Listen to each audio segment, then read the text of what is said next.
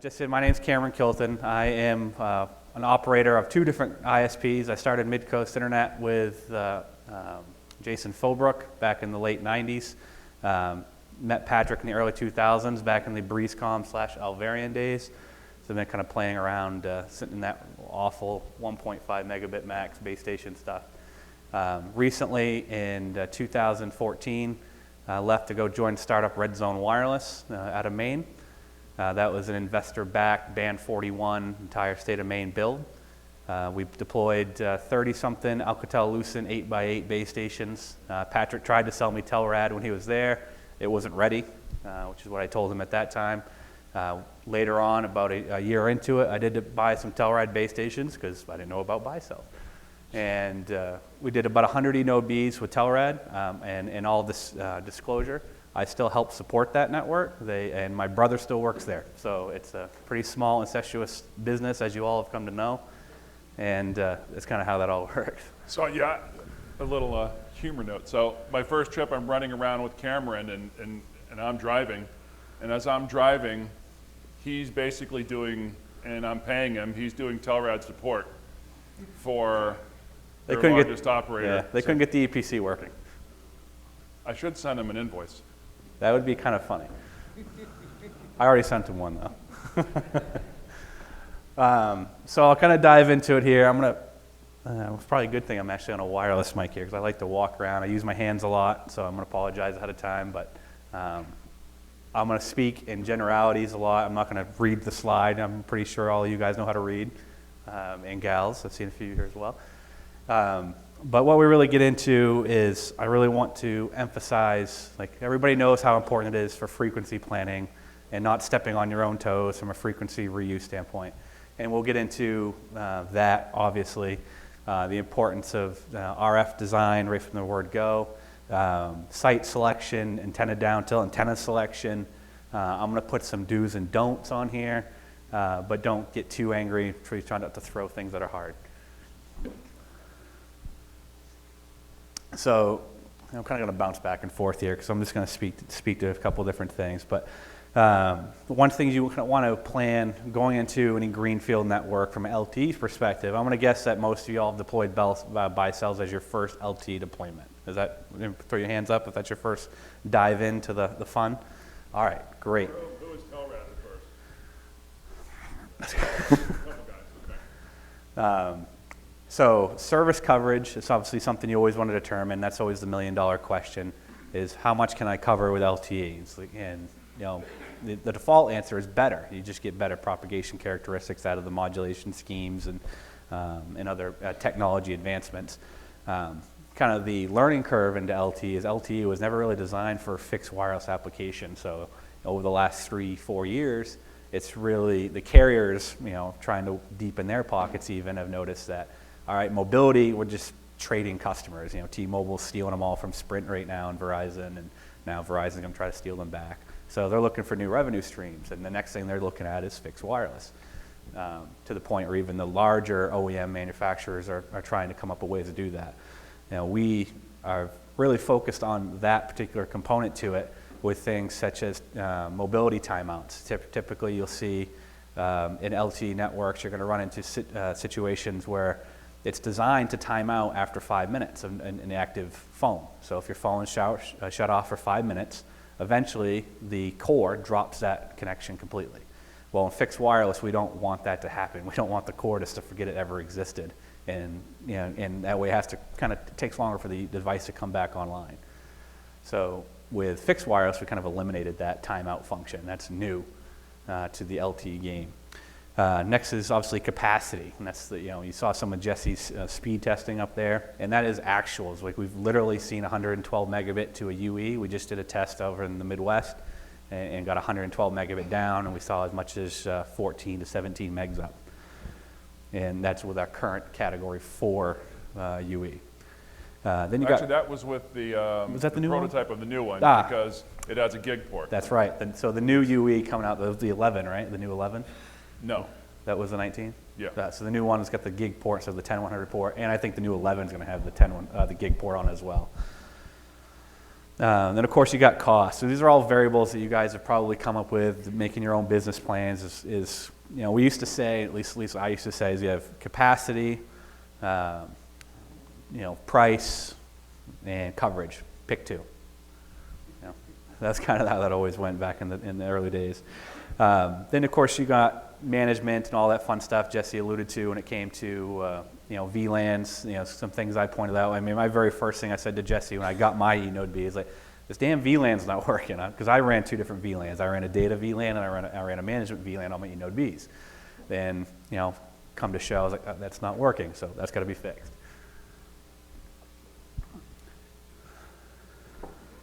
All right, so I got some other stuff in here. I kind of quickly go over this. So, sorry I didn't put you on here, Dennis, but common platforms that the carriers are using for modeling is a program called Forest Atoll, which is very big in the LTE. Another one's EDX Signal Pro. These are two of the bigger programs that the major carriers use because it does PCI planning, does frequency planning, it does cell site selection automatically, particularly when it comes to small cell deployments. That's where you're going to see the biggest uptick in for carrier sales development. There's not going to be many more macro sites, big towers. Is everything's they're bringing it in closer to the user, so they're putting it at street level. I'm sure some of you all have even just noticed around here in Memphis some of the street lamp posts set up through the cameras and other technologies, and anywhere else around your neck of the woods. I even see them up in Maine because I live in Maine and I have small cells there, which is actually quite surprising for all 30,000 of us.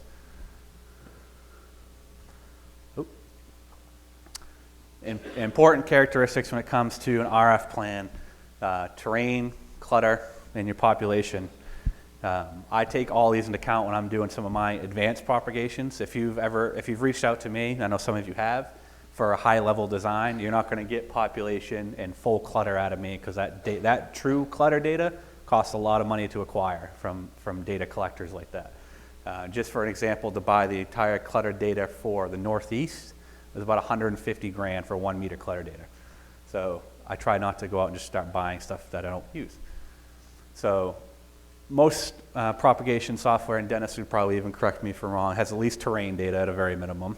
And you may have some high-level clutter data as well as far as the tower coverage is concerned. And I like to lay in, and I think Dennis, your software does this with the 477 with the census block data. So if you haven't got your forms in, I'm sure Jim's probably sent a reminder out on Facebook. Population. I like to make sure I'm designing my network to make sure I'm actually going to put an eNode B where people are going to pay me for it. Naturally, I would expect you guys to do the same. I think in reality, in the WISP-based, people aren't using EDX and stuff like that. They maybe use tower coverage or whatever. That's right. In LTE, let's say you're putting your first stuff up like right about now. The leaves still aren't on. What sort of delta should you be thinking about if you're deploying, say, in a leafless time, in expectations of what those leaves will do? Yeah, I'll cover a lot of that as we get into the deeper dives, but you're always going to be trading off. Do you want maximum coverage or do you want maximum capacity?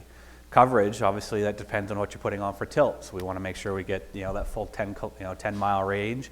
But if you're really aiming for capacity and you have a very dense urban market, put some heavier tilts on. Really focus that site on 3 to 5 miles. Focus it there, and build another site for something else. That's not always practical. I get that. But you're going to run into it hopefully in a growth-based model where you'll accompany that. Field measurements. This is one of my favorite things I used to have my guys do is after I would launch a site, I gave it about a week before we try to monetize it. My sales team hated me because they kept getting that nagging question, is it ready yet? Is it ready yet? How about now? No, it's not. It'll be ready when I tell you it is. I wanted field measurement data. I wanted to make sure that the design I had was going to be accurate. So I would send guys out, much like I've seen you all do in pictures on Facebook and elsewhere, is I want to make sure that I design this thing for 9 miles, that I'm getting a signal at 9 miles, and it's going to be an acceptable, usable signal. I also want to make sure it's going to work at 1 mile, to make sure I didn't mess up my tilts or my azimuth and things like that. And I get no less than 50 data points of various locations. And with the software that I was using, you can actually import that there into the software, and it will refine the model based on live data. We're doing 50 data points per sector or per cell? per sector. So it took me a full week. I sent a whole crew out, or 2 guys, to do 50 data points per sector. That's me. I don't expect, I don't expect everybody to do that. It's it's not always time consuming, but it's important to get some actual field data. Propagation modeling software, like I mentioned, Force, EDX, tower coverage, Clutter, another one I've used, all of which have their pluses and minuses. The biggest thing, and I don't know if Dennis, you have PCI planning and things like that built into yours. I can certainly share some of the formulas with you to how to do it, and we'll get into why PCI planning is just as important as your frequency planning. And the 2 that support that now are EDX and ATOL. Expensive software. Does anybody have either of those 2? A perpetual license for ATOL is about $40,000, and you own it. But then you have to buy your own Clutter data. EDX is about $15,000 a year per seat. So it's not cheap stuff. Yeah, Cameron just casually dumped the pricing into a message to me. We're not talking about that right now. Maybe that's something we can get corporately, China guys. Cameron, can you give a high-level overview on why PCI planning is so important? We will get there. It's built into the presentation. I'll explain a little bit more about PCI. It's probably coming right up. So, apparently it's coming right up. So propagation modeling, this is some basic modeling used in LTE world. Most common that you see in modeling is the Longley-Rice model, otherwise known as the ITM, or regular terrain model. That's used just about everywhere. It's been around for a lifetime. These other models, particularly the second one down, was really developed with partnership with Ericsson. Ericsson, when the WiMAX thing was kind of coming out, that was the very first crazy model. Then you got Okamura Hata model, which is really designed for LTE in the FDD space. There really isn't a perfect model for our space. Even in band 41, if anybody's got some band 41 licenses, there's really not a good model there. So a couple of these companies made some hybrid models and made it work for our 2.5 and the 3.65 areas. But typically speaking, you're going to use the irregular terrain model, which is pretty standard. And I think many of the online ones that are today use that. All right, PCI planning. So this part's going to be fun, not really. So I want everybody to understand what PCI planning is by the end of this, hopefully. And please ask questions along the way. Stop me, throw your hand up. I'll call you out. If I don't call you out, yell at me, and I'll still try to call you out. You get PCS and SSS, PSS and SSS. So it's broken up into 2 spots. The PSS is 0, 1, 2. Those are the 3. Then SSS is 0 through 167.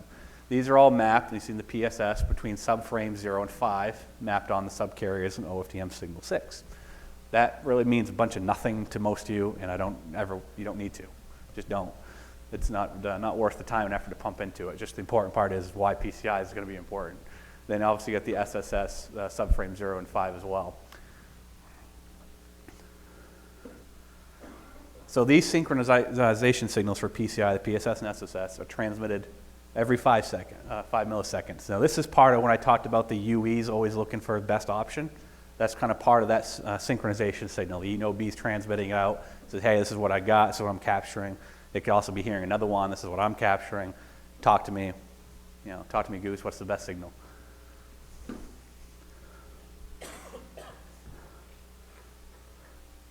That's kind of more of the same I just talked about, but it's all in essentially one slide. So there you go. Take a picture, steal it if you need to. All right. So you'll notice a similar photo. Jesse actually had this photo. He probably copied it off some of the same stuff I did down here at the bottom. So this represents essentially 3 sector sites, with 3 different PCIs. Which one is the laser pointer on here? That one? Woohoo! So site 1, 2, 3, and 4, we'll call it just for sake of math here. 0, 1, 2. I use the term alpha, beta, gamma a lot. If some of you guys are familiar with the cell industry, that's essentially how they identify their sectors. Alpha is always closest to the 0-degree heading. Beta is closest to 120. Gamma is closest to 240. So you notice that 0, 3, 6 are all facing towards, we'll call it 0 degrees. We're going to pretend straight up is true north. Those won't interfere. If you have 3 and 0 pointing to each other, even though they're on a different PCI, because they run on the same subset on the PSS frame, they'll cause interference, which seems illogical because it's not a frequency, but the timing will get messed up between cells and it will get confused.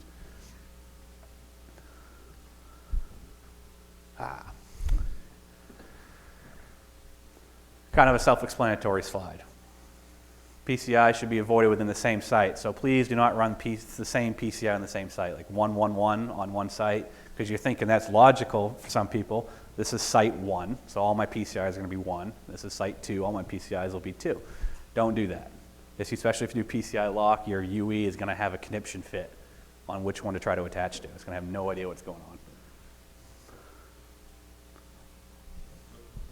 We suspect the issues related to PCI planning and PIM probably take up a lion's share of a lot of the issues people are seeing. So Yeah, absolutely. we can't stress the understanding the PCI part The best way too I much can, because I mean it's so alien to how you normally built your cells if you're using Cambium or Wi-Fi or anything else. It's a whole alien concept. The best way I've explained it as far as PCI is comparing to running a tower site with 6 sectors, all the same SSID, and your tower tech's trying to figure out what the hell's going on sometimes. We all used to use MAC address lock back in the day. We've used best AU features and some of the other ones, but it's very similar to trying to run the same SSID across everything. All right, so this is a little cheat sheet, and I'll share this with anybody who asks for it. I made a cheat spreadsheet, so feel free to get after me. I'll give you one of my cards. You can email me for it. We'll probably post it online, of kind of PCI planning in a nutshell. So you see up here, I got site, sector, heading. And so I always use a true heading. PSS, SSS then formulates the PSI. Now, A, B, C, D, A, B, C, D, E, G. So this is the formula that you use to calculate the PCI in an Excel spreadsheet. So essentially, every time with the E column, which is the PSS, you're multiplying by 3, then you add the SSS, the equal PCI of 3. So the very first one, site 1, sector 1, the first PCI is 3. The second one is 4, 5, 6, 7, and 8. Now you notice the PSS column is kind of the important one here, and this is how you can get away with it. You see how you have 0 on sector 1, and you have 0 on sector 4. The obvious thing there to me is the headings are completely back-to-back. And that's what you want to make sure when you're shifting your PSS, so your headings are back-to-back, just like an AB frequency scenario. Right? If you're lucky enough to have 3 channels, ABC, ABC, which is this represents a 6-sector site. So I made this spreadsheet basically for the 3 common examples, a 6-sector deployment, 4-sector, and 3-sector deployment. 3-sector is obviously the easiest because there's only 3 PSS signals. So you have 0, 1, 2, and there you go. So you always want to make sure, even with your neighboring sites, so you don't have a PSS of 0 facing each other. You want to make sure, or in the same alignment with the CPE. So if you really got to think about it, you got to map it, you got to stick it on Google Earth, whatever it is you're using. If you have a UE pointing a direction that could hear multiple sites, you want to make sure it's not hearing a PSS of 0, 1, or 2 from 2 different sites coming at you. That can cause yourself some headaches. It can cause the site some headaches. It's going to lower your capacity. Yes, sir. So, we have talked about this amongst ourselves, and I've seen it pop up on Facebook a couple of times. The PCI, if you have an option, different PCIs facing either direction. If you have a different PCI facing either direction, can you use the same frequency 180 degrees out from each other on the tower? Is that working, or do you have to have each panel on its own frequency?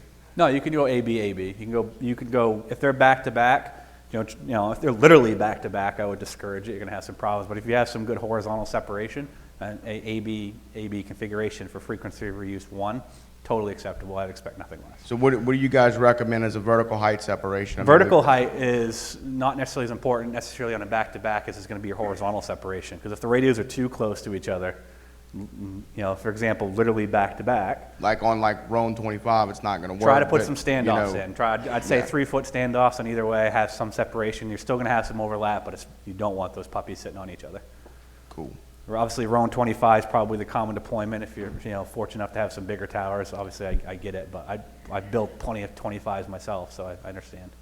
But try to put some standoffs on. Luckily enough, our new towers we're looking at is old AT&T towers, so we got like 20 feet at the top.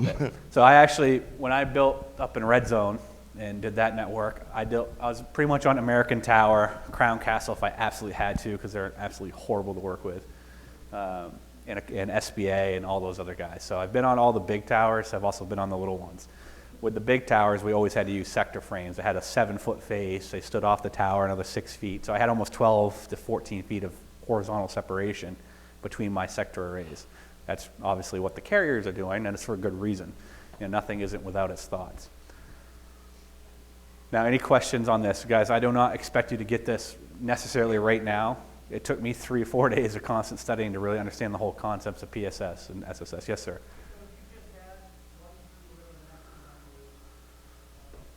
Whatever, and just use those uniquely, would that actually solve the problem, or is the math important?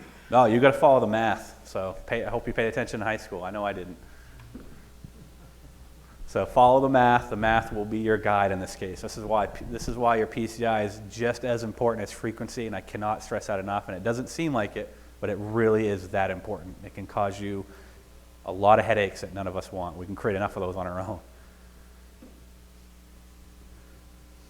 So if you want a copy of the spreadsheet, just see me. Give me your email address, or you can email me. It's cameron.kilton@baicells.com. Shoot me a note. I'll send you the spreadsheet.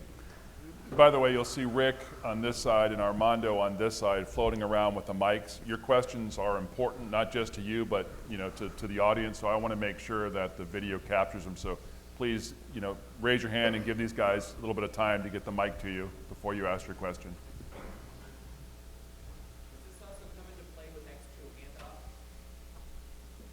So does this come into play with X2 Art, handoff? did you just hear what I said? That's all right. I'll repeat the question and take in Patrick's hints as well. So does this come into play with Go X2 sit in the handoff? corner. X2 is primarily a mobility function. I personally, and this is me, Aaron, the dirty laundry, I think PCI lock is a crock of crap, personally. I think that's a workaround for a bad problem. I think X2 will be solving a lot of those problems. Mobility doesn't have these issues with things going seamlessly from site to site. Neither should we. So let's figure it out. So that's what I'll be working on as well with the team, is we want to make sure the handoff is seamless, the data connection is solid, and I don't want to have to worry about if I have 6 sectors on a site. If one sector goes down, I expect my customer to move over, stay online. That's one of the benefits of LTE. Yes, sir. See how Cameron fits in so nicely with the blunt talk that I like? Yeah. I've lived in it, guys. I've sat right there 2 years ago when I first dove into LTE, scared shitless what the next step was going to bring, because it was a big step. However, this is probably the easiest system I've ever deployed. I've shipped it out to 3 different private EPC companies, and they had it up and going in less than 30 minutes. I have 2 at my house. I have a Band 41 and a 365. I had it going in an hour, and actually my son configured the first CPE, and he's 11. So,